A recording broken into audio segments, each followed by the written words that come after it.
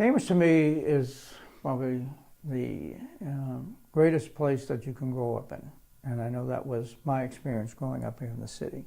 We had such a network of people and resources to help you achieve your goal. And I think I want to continue that enables others, that who gave me the opportunity, that people who looked out for me and made sure that, took me to different events. When I was in the 5th grade at grammar school at Sacred Heart, I was very fortunate to be selected from the Phyllis Brooks House to have a tutor and a mentor. And Gary Bean was his name. And that, I think it was once a week, I would meet with him.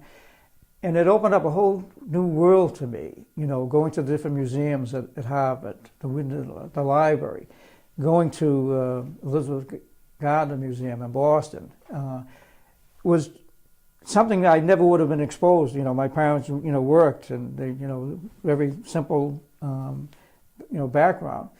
But that to me helped shape where I am. Reading different books, catching the eye, something that served me well. And when we met, there was a thing at Harvard the other day with the students, and I encouraged them also to get involved with a student from the Cambridge Public Schools to give them the same opportunity that they have. I probably would never went to Harvard to even walk through that when I was a kid, but that gave me that opportunity and exposed me to a whole different level that was out there. And I think that's what we need to continue to do. Everybody says it takes a village to raise whatever, but it's just looking out for your neighbor and somebody in need, and just even if it's just to listen or to whatever, but but you've seen a little less of that, because the neighbors aren't out there sitting on their stairs as before or on the chairs outside. So I like to try to bring that back as much as we can.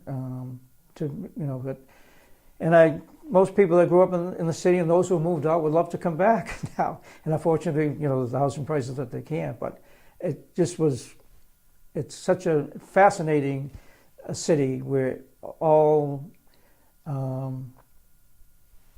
everybody, really can works and lives and plays together. And I think that's something I just don't want to see, that Cambridge becomes a very sterile city of just the haves and the have-nots.